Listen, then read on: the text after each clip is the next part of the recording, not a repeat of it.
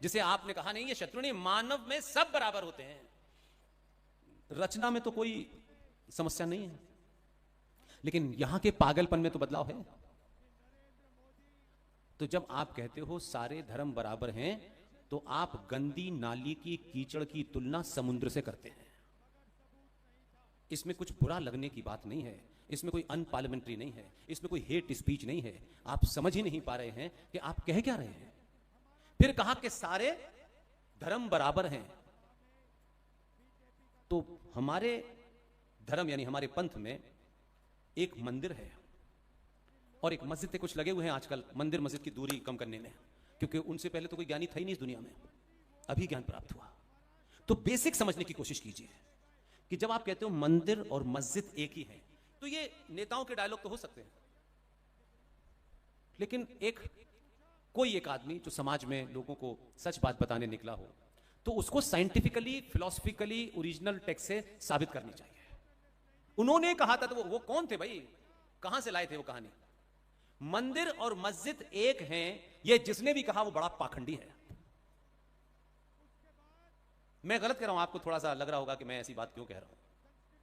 मंदिर कैसे बनता है और मस्जिद कैसे बनती है, मस्जिद की परंपरा क्या है और आपके मंदिर की परंपरा क्या है, इसमें मुझे समानता हो तो मुझे बताइएगा।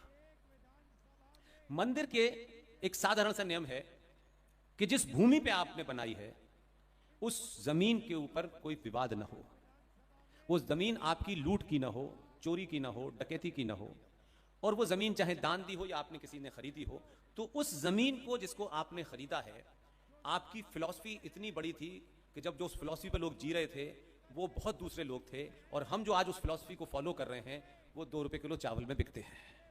इसलिए हमारा सोच जो है वो बहुत छोटी है।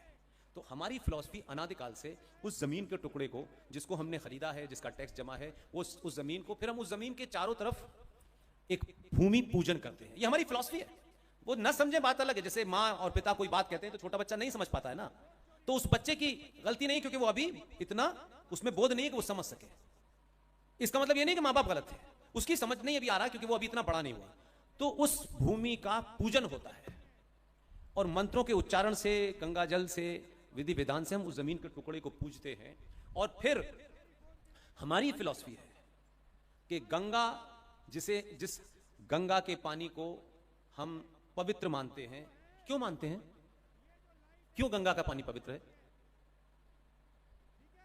अनादिकाल से जितनी भी नदियां हैं, गंगा मां, जमुना मां, कावेरी मां, कृष्णा मां, हर नदी के पीछे मां क्यों लिखा है?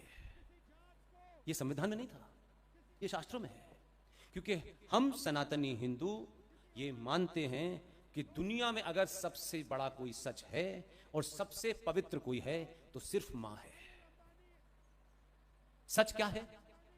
मुझे जन्म मेरी मां ने दिया है, अपने गर्भ में उसने रखा है। तो मैं दूसरी बात आपसे पूछता हूं, ये जो आप लोग आज बटे बटे बैठे हैं, इसलिए भले ही इन्होंने आपको अपने उल्टे हाथ पे बैठा दिया हो, लेकिन आप मेरे हिसाब से मेरे सीधे हाथ पर हैं। बताऊं आपको, ये जो मां है, जिसको वेस्ट ये कहता है woman is a weaker sex, महिला एक कमजोर है, हमें उसको प्रोटेक्ट करना है। ये वेस्ट की परंपरा है, हमारी नहीं है। हमारे यहां 9 महीने तक वो मां अपने गर्भ में बच्चे को रखती है और फिर उसको जन्म देती है। ठीक है?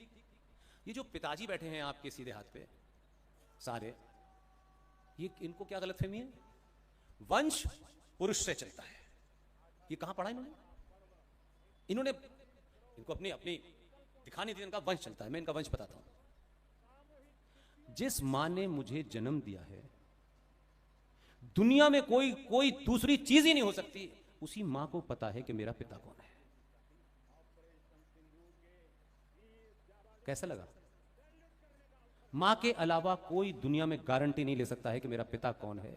और ये पिताजी जो पिताजी बने घूम रहे हैं, अगर पैदा होते ही इधर की जगह इधर उंगली कर दी होती आपने कि ये वाले तेरे पिता हैं, ये पुरुष समाज पिता ना बनता।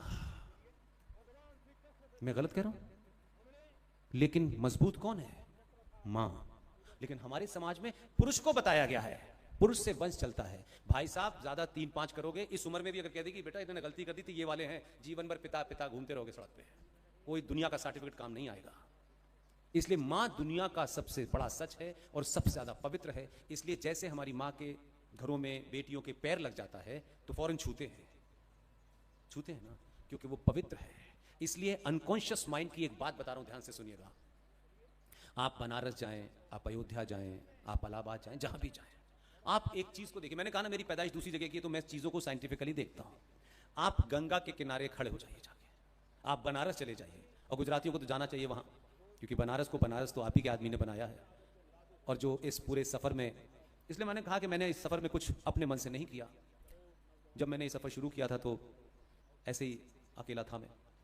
बनारस में BHU से एक आदमी LLM कर चुका हो,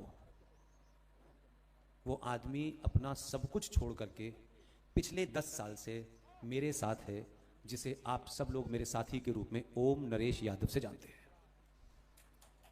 मेरी इतनी हैसियत नहीं है कि मैं उसको कुछ दूं नहीं दूं, लेकिन ये मेरी मॉरल जिम्मेदारी है। उसी बनारस में आप जब भी जाके खड़े होंगे तो आप सिर्फ 10 मिनट के लिए देखिए कि जो बच्चा है, जो बेटी है, जो और लोग हैं जिनके घरों में कथा नहीं भी होती होगी, उसके सब कॉन्शियस माइंड में है कि जैसे ही वो गंगा के या जमुना के किनारे पहुंचता है तो खड़ा रहता है और फिर ऐसे झुक के पानी उठाता है, ऐसे डालता है, फिर पैर गंगा में डालता है, डायरेक्ट नहीं डालता। ये उसके सबकॉन्शियस माइंड में है, तो पहले अपने आप को उससे पवित्र करता है, फिर गंगा में पैर डालता है। इसलिए ये जो परंपरा है कि मां के पैर नहीं लगना चाहिए, बेटियों के पैर नहीं लगना चाहिए, तो उसको ऐसे करके क्षमा मांग लेना चाहिए। इसीलिए मां भी उतनी पवित्र है जितनी गंगा और जमुना पवित्र है। इसलिए उसको जो लोग भी ये समझते हैं कि महिला या पत्नी या बहन या बेटी के साथ अत्याचार करके जब वो रोती है, इसलिए मैंने कहा कि जब इतनी बड़ा गर्भ धारण करके जब उसको जन्म देती है तब उसकी आंख में आंसू नहीं होता, यानी पीड़ा झेलने की इतनी विवश स्थिति में भी वो उसके आंख से आंसू नहीं आता। उस मां को अगर पुरुष अपने पुरुषार्थ से उसको आंसू निकाल देता है, वो घर कभी फल नहीं सकता। इन चीजों को जाने तो राष्ट्र क्या है, देश क्या है, इसको भी समझने की कोशिश करें। ये जो इस तरफ बैठे हैं, इस तरफ बैठे हैं, ये देश है, क्योंकि इनमें पैसा कमाना है, इनकम टैक्स भरना है, ऑफिस जाना है, ऑफिस के नियम मांगने हैं। ये देश के जितने भी अंग हैं, नीचे से लेके देश के राष्ट्रपति और प्रधानमंत्री तक, देश के जितने भी अंग हैं, सब तनख्वाह लेके काम करते हैं।